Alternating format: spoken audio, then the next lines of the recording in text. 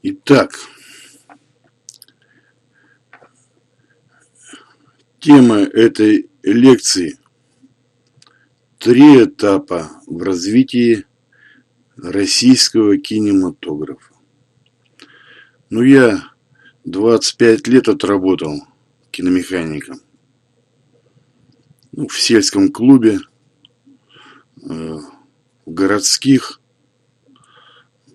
кинотеатрах, в 2 работал, города Березники. Кинотеатр «Мелодия» и кинотеатр «Меридиан».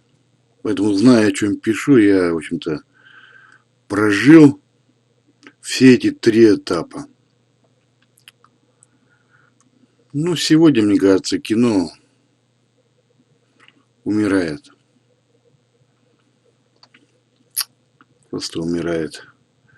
Просто сегодня проще посмотреть новые фильмы в интернете, чем ходить в кинотеатр за очень большие деньги. Кино всегда было дешевым видом искусства. Раньше билет стоил 20 копеек. А сегодня там платить 300 рублей. Не знаю. За хорошее качество кинопоказа. Не знаю, я бы не пошел в кино. Итак, первый этап развития кино.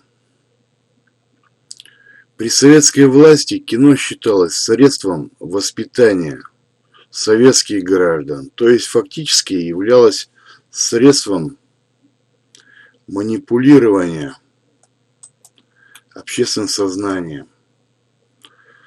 Целью кинематографа было формирование ложных политических стереотипов, выгодных советской власти. Целью было воспитание граждан с помощью трансляции оптимистических сказок о достижениях советского общества. Поэтому доля фильмов зарубежного производства в прокате была ничтожной. Кинематограф был частью огромной идеологической машины по дезинформации и обману советских граждан. Власти ограничивали естественную конкуренцию между работниками искусства за влияние на потребителя.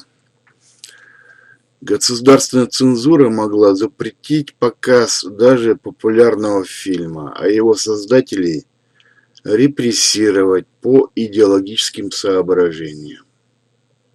При советской власти российские фильмы часто были посредственными, так как цензура запрещала производство талантливых произведений. Но с другой стороны, государство выделяло большие средства на производство фильмов и на содержание убыточных киноустановок, даже в мелких населенных пунктах. Перед хорошим художественным фильмом нужно было демонстрировать документальные фильмы, поэтому в ожидании индийского фильма зрители томились и скучали во время трансляции длинных речей Брежнева в документальном фильме. Новые фильмы транслировались только в кинотеатрах и никогда не транслировались по центральному телевидению. В 1991 году цензура была отменена, на телевизионные экраны хлынул широкий поток зарубежных, главным образом американских фильмов. Появление видеомагнитофонов привело к расцвету видеосалонов, где транслировались ранее запрещенные фильмы.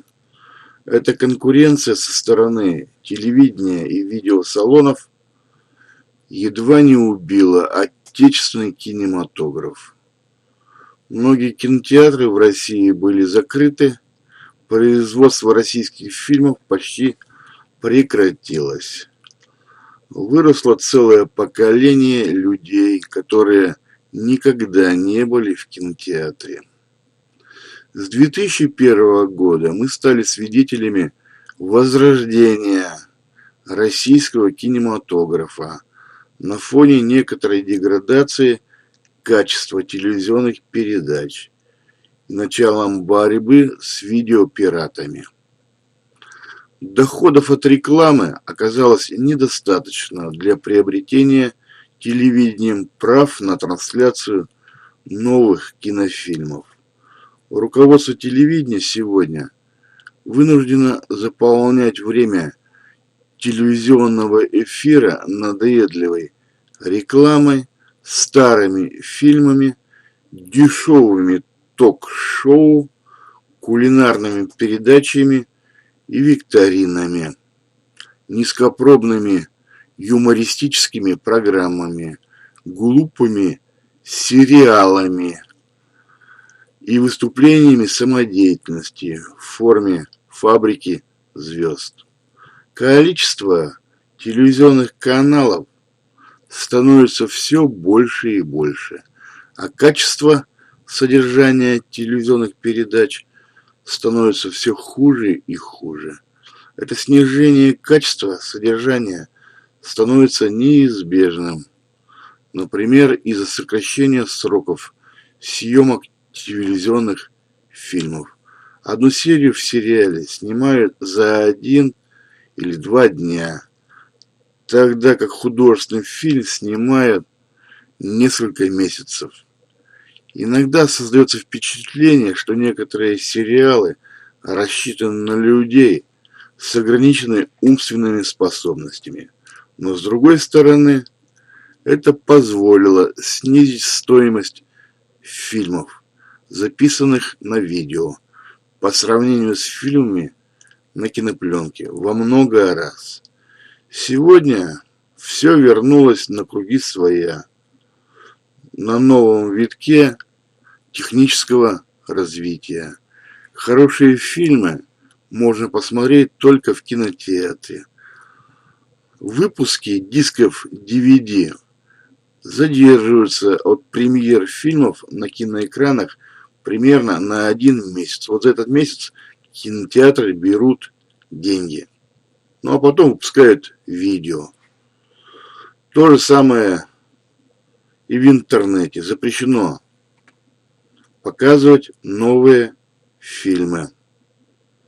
Наказывают рублем видеопиратов. Такая задержка делается с целью защиты от видеопиратов. Качество кинотрансляции фильмов всегда было выше качества телетрансляции и видеотрансляции по таким показателям, как резкость изображения и степень освещенности экрана. Резкость изображения на кинопленке остается недостижимым эталоном для видеозаписи на дисках DVD. Мощность дуговых проекционных ламп в кинопроекторе превосходит мощность лампы накаливания в видеопроекторе в 10-30 раз. Поэтому освещенность экрана во время кинопоказа тоже остается пока недостижимым эталоном для видеопоказа. Такая высокая мощность дуговых ламп, ксеноновые лампы, может быть обеспечена только с помощью мощных выпрямителей постоянного тока, системы вентиляции и охлаждения дуговых ламп. Поэтому пока не создано кинопроекторов, снабженных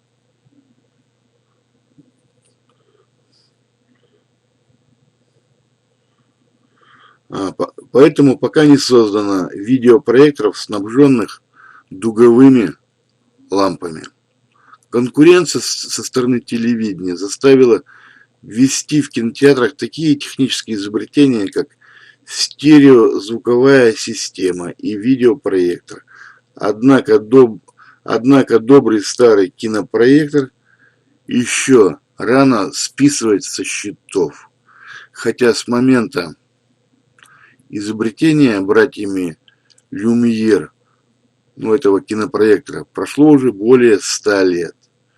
Сегодня российские кинотеатры стали оснащать аппаратурой импортного производства. Например, появились такие технические устройства, как платтеры, это бесперемоточное устройство, которое позволяет избавить киномеханика от необходимости перематывать фильм перед каждым сеансом. Позволяет поместить весь фильм на одной бобине. А раньше было там, несколько бобин. Одна бобина шла, при советской власти она шла 10 минут. Уже после крушения советской власти где-то 18 минут одна бобина. А теперь показывают с одной бобины, склеивают его в кольцо и показывают на одном кинопроекторе, без переходов с поста на пост. А раньше были 2 кинопроектора, даже был 3-й в резерве. 2 кинопроектора, и в процессе кинопоказа нужно было переходить с поста на пост. Или вручную по точкам. Кто не замечал, в конце части появляются точки в правом верхнем углу. Первая точка — включаешь двигатель, вторая точка — делаешь переход на другой проектор. А потом это была автоматическая система кинопоказа, там просто наклеивали, вместо точек наклеивали такие алюминиевую фольгу, и автоматика срабатывала, делала переход с поста на пост. Сегодня появились многозальные кинотеатры, мультиплексы, где один киномеханик с помощью компьютера может управлять работой кинопроекторов в нескольких залах.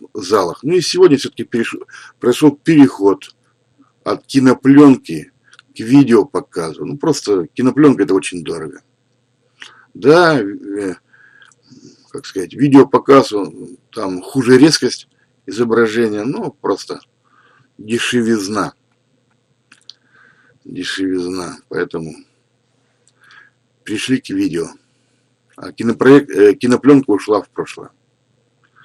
Сегодня в России зрителям надоели американские фильмы, которые являются продуктом поточного шаблонного производства и порождением чуждой культуры. Поэтому возникла потребность в новых российских фильмах. Российские режиссеры научились многому у американских режиссеров. И российские режиссеры способны производить боевики и ужасы не хуже западных образцов. В качестве заключения, не знаю, в общем, какая судьба кинематографа, не знаю. Умрет он или не умрет окончательно. Сегодня просто дешевле, я уже говорил, посмотреть фильмы в интернете, чем ходить в кинотеатр за большие деньги. Поэтому я не знаю, умрет это кинематограф или не умрет. Не знаю. Он должен стать дешевым, как он всегда и был при советской власти. Тогда еще люди придут в кино. А так сидишь там, смена там, скажем, 8. Я работал в «Мелодии». Скажем, объявлено в 8 сеансов. Из них состоится 2. Последние обычно. Поздние сеансы. А остальные просто срываются. Не знаю. Поживем видим. В 2019 году российский кинематограф получил первый удар. Были введены ограничения на посещение кинотеатров, связанные с пандемией коронавируса. Это в 2019 году. То есть запретили ходить в кино из-за пандемии.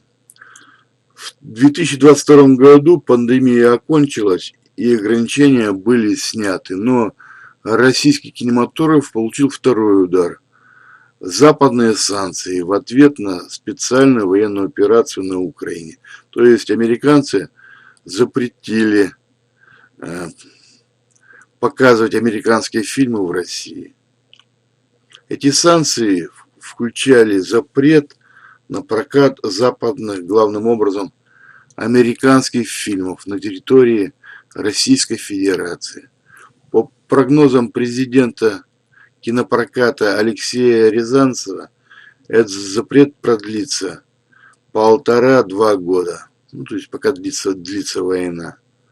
Российский кинематограф пытался выжить без Голливуда, выпустить в повторный прокат советские фильмы, демонстрировать индийские и китайские фильмы.